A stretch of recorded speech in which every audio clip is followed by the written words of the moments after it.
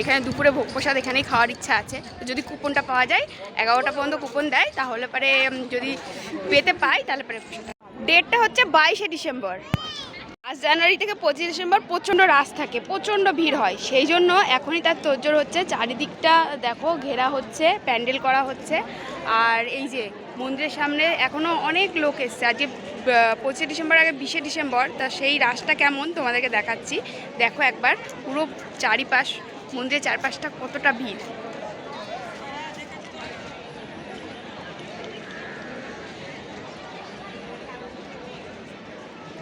এসে বললাম যেটাই, যে 11টা পর্যন্ত কুপন সংগ্রহ করতে হয়, আর এখানটায় 11:15 পর্যন্ত লাইনে দাঁড়িয়ে ঢোকা যায়। 11:15, এখন ঘড়িতে 11:30 বাজে, আমরা এখনই ঢুকে পড়বো প্রসাদ সংগ্রহের জন্য। সামর্থ্য কেউ 20 টাকা, 15 টাকা, 10 টাকা, 11 টাকা, কিংবা 101 টাকা থেকে 501 টাকা, যার যেমন সামর্থ্য সেই অনুযায়ী এখানটায় টাকা দিয়ে কুপন সংগ্রহ করে। এবার কেউ যখন 4 জন আসলো বা 5 জন আসলো বা 2 জন আসলো, যে যেমন লোক আসে সেই কটা কুপন এখান থেকে সংগ্রহ করতে হয়। এই যে এখানে কুপনগুলো জমা দেওয়া হচ্ছে, আর এই যে একজন করে লোক এখান থেকে ঢুকছে।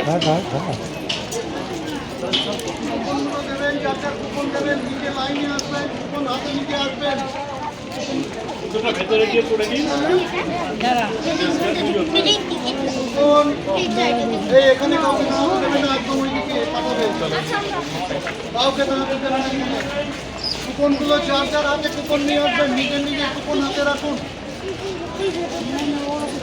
নিজের নিজের কুপন হাতে রাখবেন। এই দেখো গেটের মুখে টাঙিয়ে দিয়েছে বোর্ডটা, বিনা অনুমতিতে প্রবেশ নিষেধ, তার মানে অনুমতি ছাড়া বা কুপন ছাড়া এখানে ঢোকা যাবে না।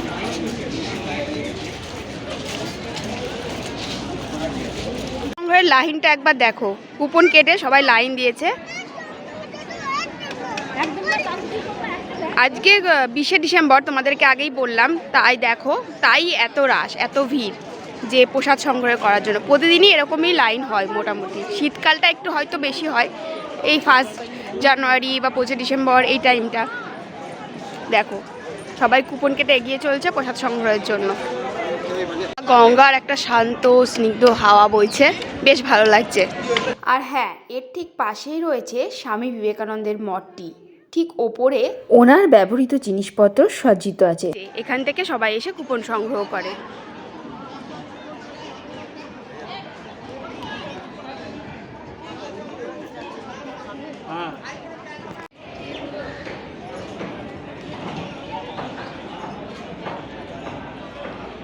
এই যে সামনে গিয়ে ওই যে দরজা দেখা যাচ্ছে, ভেতরে ফোন অ্যালাউ কিনা আমি জানি না, তো এখানটাই আমি ফোনেই ক্যামেরা করছি, আর এইখানটা থেকে কুপন দেওয়া হয়।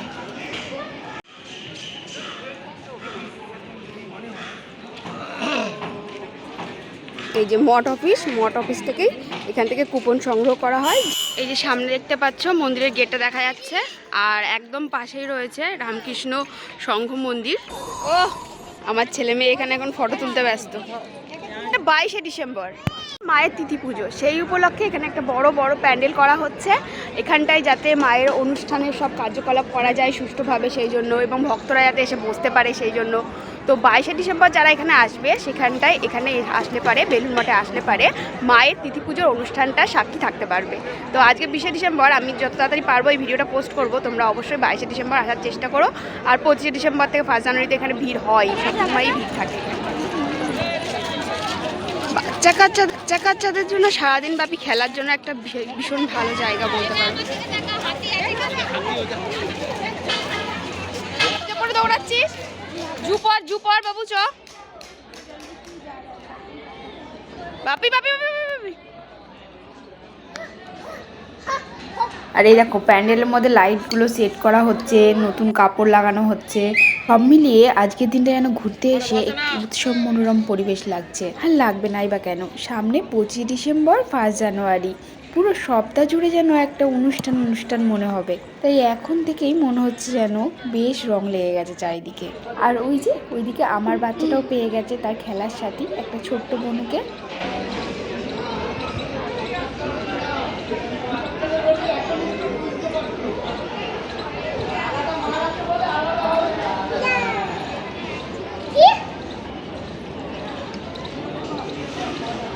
কি বাবু, ছোট্ট বনু তো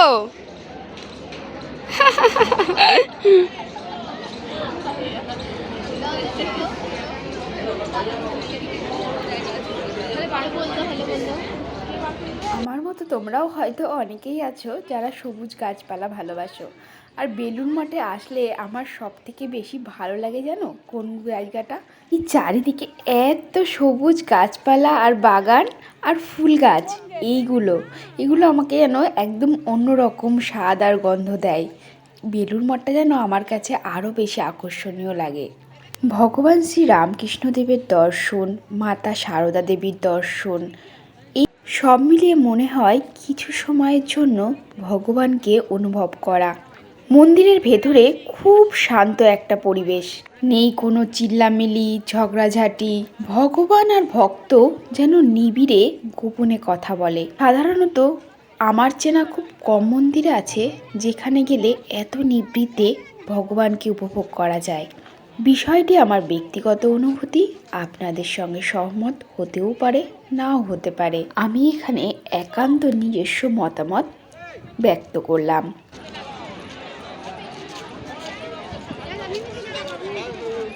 এই যে আমার হাতে এসে পৌঁছেছে রামকৃষ্ণ মঠের প্রসাদ গ্রহণের টিকিট।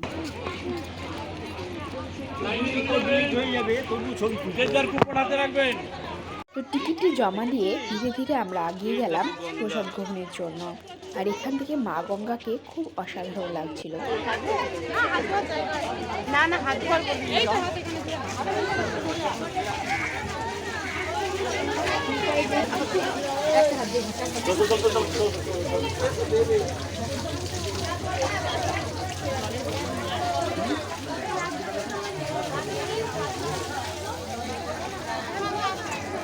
আর ভেতরে যেতে যেতে কি সুন্দর গোলাপ ফুলের বাগান তৈরি করেছে এখানকার মন্দির কর্তৃপক্ষ, তাই তোমাদেরকেও একবার দেখালাম।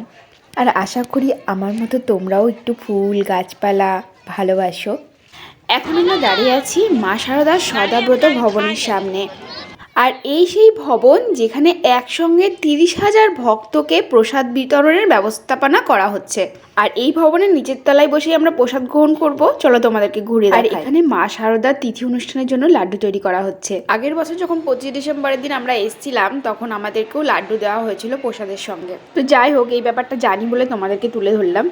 আর এখানে দেখো কত থালা গ্লাস সব জল ভরে পরিষ্কার করে রেডি করা আছে, যার যেখানে ইচ্ছা বসতে পারে। এখানে গরম গরম খিচুড়ি সার্ভ করা হচ্ছে।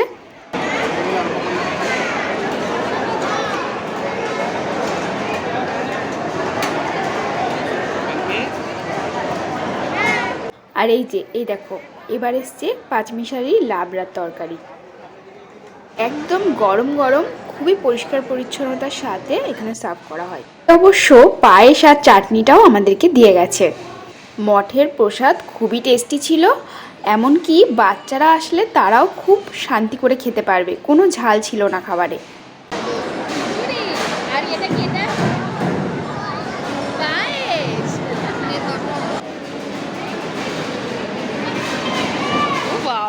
বাবু বড় হয়ে গেছে। শেষ হাতটা ধুয়ে এখন আমরা একদম বাইরেই দাঁড়িয়ে রয়েছি, এবার বাড়ির দিকে রওনা হব। তো আজকের ভিডিওটা এই পর্যন্তই। ভালো লাগলে একটা লাইক শেয়ার আর সাবস্ক্রাইব করে চ্যানেলের পাশে থাকবেন। আর এরম ধরনের নিত্য নতুন ভিডিও দেখতে অবশ্যই কমেন্ট করবেন। টাটা। এবার ঘরে ফেরার পালা। বেলুড় মঠ থেকে ডিরেক্ট 56 নম্বর বাস ধরে দক্ষিণেশ্বরের ওপর দিয়ে ডানলপ থেকে আমরা বাড়ি পৌঁছে গেলাম।